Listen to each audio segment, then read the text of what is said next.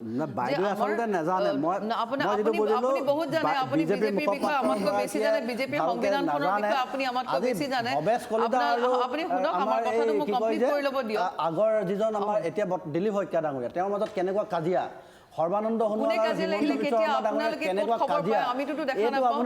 ভৱেশ কলিতা ডাঙৰীয়াৰ হেনাখন ৰঙিয়া মঞ্চত বহি পেলাই আজি সৰ্বানন্দ সোণোৱাল যিবোৰ ডাঙৰীয়া নেতা সৰ্বানন্দই সংস্থাপন দিব বিচাৰিছে গৰম মছলা ঢলাৰ বাহিৰে কথা নাই কি আপোনালোকে খালি মছলা ঢালিব জানে তথ্য ভিত্তিত একো বস্তু নাই আপোনালোকে যদি কিবা কথা ক'ব বিচাৰে তথ্যৰ ভিত্তিত কথা ক'ব এতিয়া মুস্ফিকা ডাঙৰীয়াৰ যোনটো প্ৰশ্ন হৈছিল আপুনি উত্তৰটো দিব নিদিলে কাৰণ কি আপোনাৰ শুনাৰো ধৈৰ্য নাই যে ভাৰতীয় জনতা পাৰ্টি কিন্তু ৰণকৌশল লৈ আগবাঢ়ি গৈছে আৰু আপোনাক মই আৰু এইটো হ'ল যে যেনেকে তেনেকে হলো এতিয়া দলসমূহৰ অটল বিহাৰী বাজপেয়ীৰ দিনৰ বিজেপি দল আজি নাই আজি এই দলটো চোৰৰ দলত পৰিণত হ'ল আজি তেখেতলোকে কৈছে এই কিছুমান সমষ্টি আজি চোৰৰ এই কাৰণে এই 2026 চনত এই দলটো দানৱ আৰু মানৱৰ যুদ্ধ হ'ব আৰু অসমৰ ৰাইজে অসমৰ জনসাধাৰণৰ এই দানৱৰ দলটো পৰাভূত কৰি অসমৰ জনসাধাৰণৰ জয় হ'ব ভাৰতীয় জনতা পাৰ্টি কোনো এজন কাৰ্যকৰ্তা বা নেতাই পেটত ভোক ৰাখিবলৈ ৰাজনীতি কৰা নাই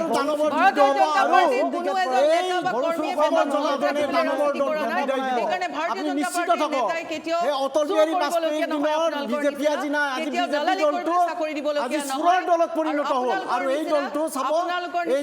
দানৱৰ দলটো 2026 চনৰ বিধানসভা নিৰ্বাচনত অসমৰ জনসাধাৰণে বিদায় দিব আপোনালোকে চিঞৰ বাখৰ কৰা বাহিৰে বিজেপিটো এতিয়া চোৰৰ দলত পৰিণত হ'ল সেইটো কথাটো একদম সঁচা কথা এইফালে ভূত চোৰ এইফালে গৰু চোৰ এইফালে কয়লা চোৰ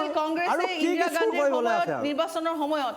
বিজেপি দলটো এতিয়া চোৰৰ দলত পৰিণত হ'ল তেওঁলোকে এফালে ভূত চোৰ কৰিব এফালে কয়লা চোৰ এফালে গৰু চোৰ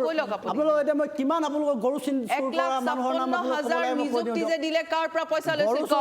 গৰু চোৰ কৰা কিমান নেতা আছে আপোনালোকৰ পাৰ্টিত মই লিষ্টখন গাই দিব লাগিব নেকি কওক আপোনালোকে নিউজ দিছিল আপোনালোকৰ পাৰ্টিত কিমান গৰু চোৰ কৰা নেতা আছে আপুনি ক'ব লাগিব নেকি কৈ দিয়ক মই কৈ দিওঁ লিষ্টখন গাই দিওঁ মাননীয় মুখ্যমন্ত্ৰীক মই ধন্যবাদ লিষ্টখন গাই দিওঁ যে এখন নিকা আৰু আপোনালোকৰ পাৰ্টিত কিমান গৰু চোৰ আছে